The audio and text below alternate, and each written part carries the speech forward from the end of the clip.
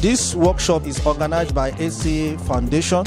It's a very good program that is meant for young people and adolescents on the sexual reproductive rights. ACA organization have been able to expose the do's and don'ts, the errors that we think are right. Today we're looking at adolescents because they're a peculiar group, a unique group with unique needs, unique challenges, and that's why it's important for us to include them in sexual and reproductive health.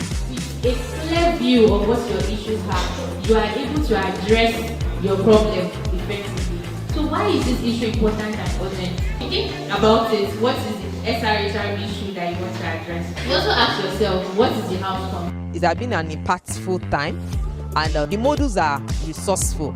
Rich, I even appreciated that it will be a better thing to also look after, even beyond these 2 days of capacity building workshop. So we say kudos to them, more strength, more grace to their elbow. What is that change that you want to see?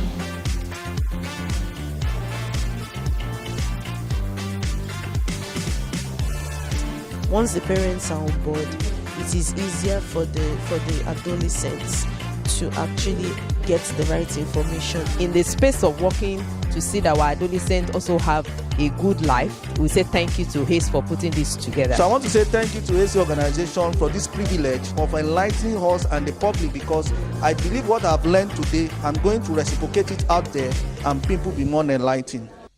Let us be realistic. There is no way you can preach abstinence that thing will stick. So it is better to just let them know, okay, fine, if you want to have sex, it is right or proper for you to, protect yourself, rather than having unplanned pregnancies and even going as far as committing abortion. So I think if such student has you, just tell the child or the student that it is a right to get protected. Generally speaking, when you look at both religions that we are practicing, apart from the traditional, even the traditional one, it gives you the opportunity to choose. So that giving you darkness and light, choose one. So the idea is to tell the person, you see, I know it can be very hard for you to abstain.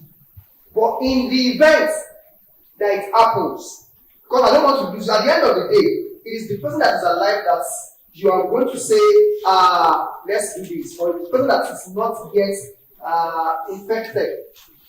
But the first person is, okay, this is what the Quran says, this is what the Bible says. You may not want to admit this because of the society we live in.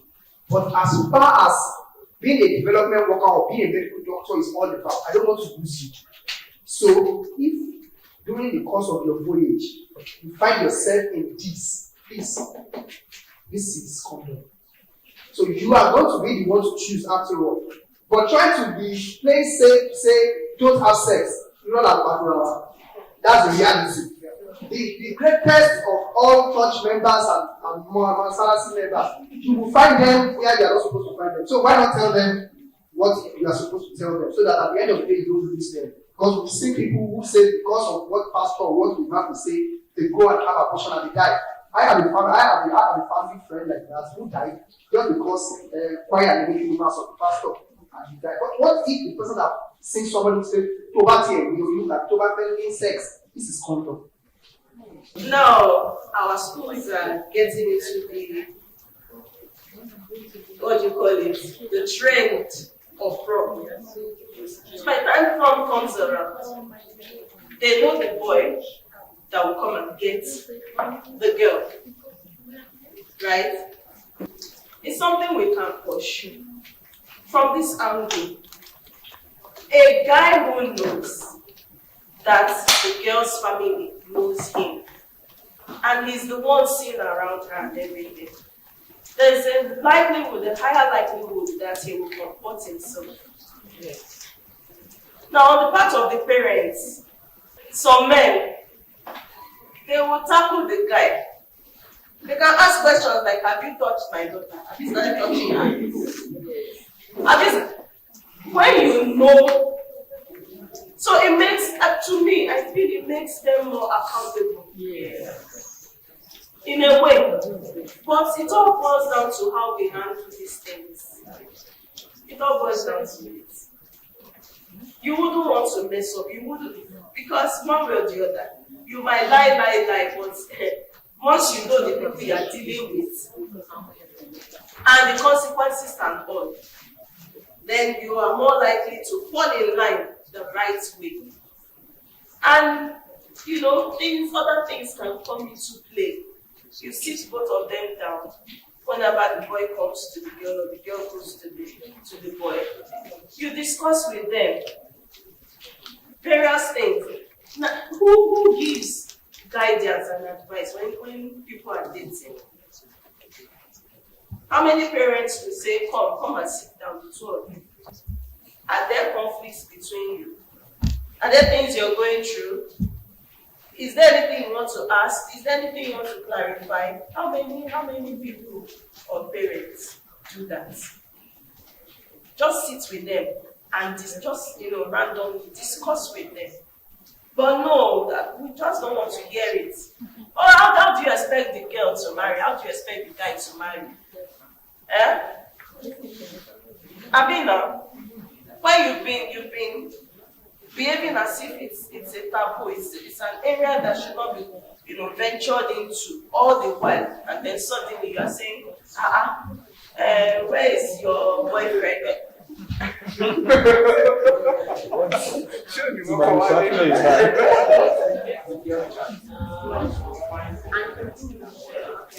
Being open, we've said it today, being open.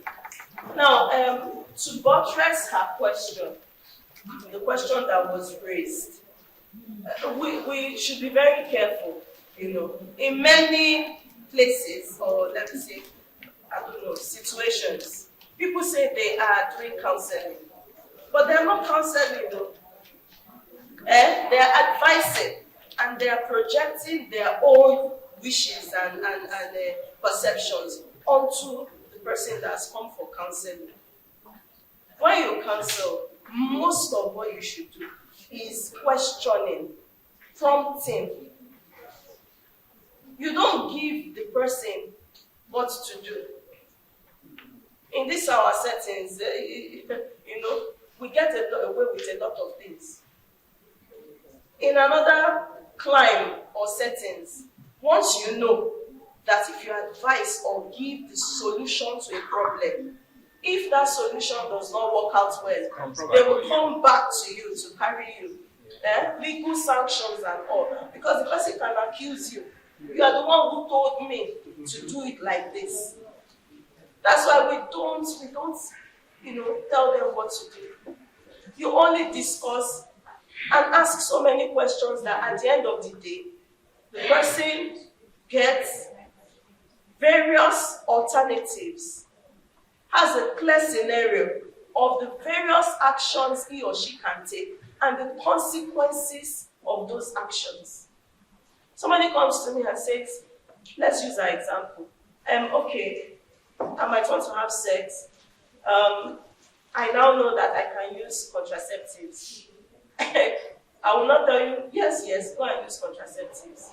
No. I'm going to ask you questions. Starting with your values, value clarification. Starting with that. What do you hold there? What are the important things in your life or you want to achieve? If peradventure you decide you want to have sex and you want to use contraceptives, what is the likely repercussion? What are the likely consequences? Keep in mind that contraceptives are not 100% proof.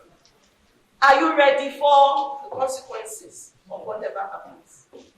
So you ask questions. At the end of the day, the person goes back with an idea of, okay, if I have sex without contraceptives, this is the likely outcome.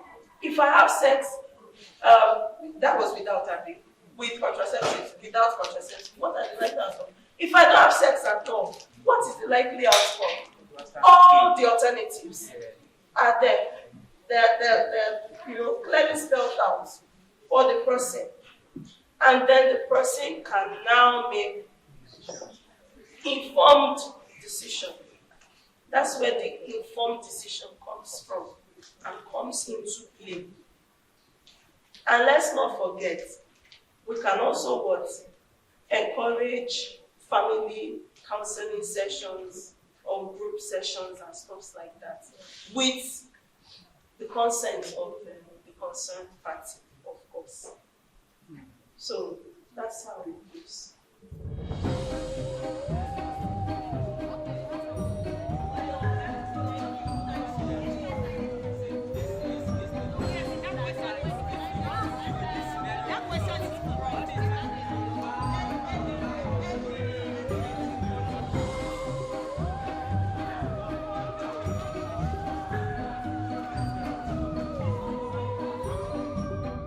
My name is Akiboye Fumilayo, representing Group 5.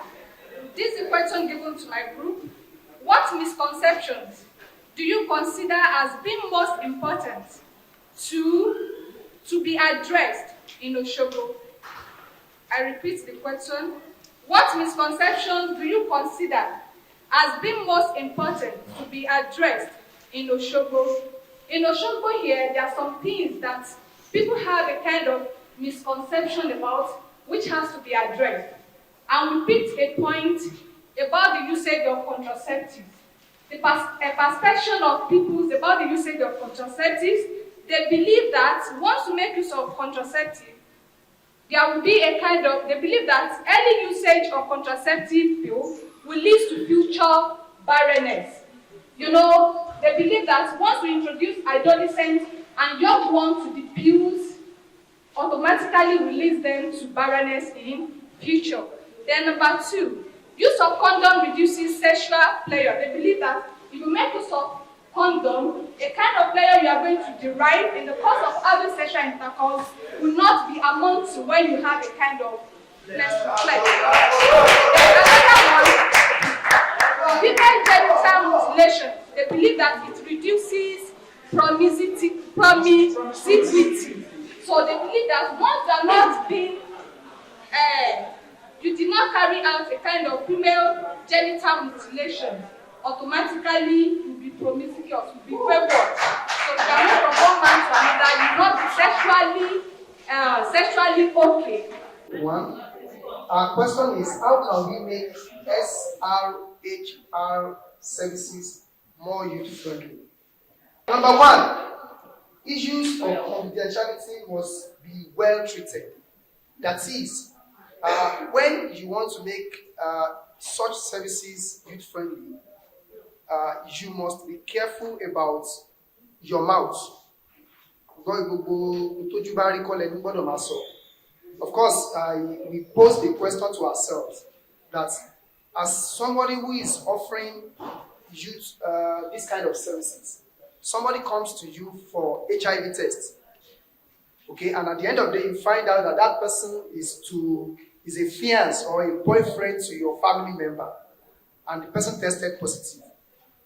Will you go and tell your family member that that person must be, whatever you hear or whatever you know must stay there. You must not be spilling out. Number 2, you must not be judgmental, and you must have empathy. It was just like somebody, the person that told us about this said that no, we should put ourselves in the person's shoe and explain what is going on as regards the services the person has come to receive.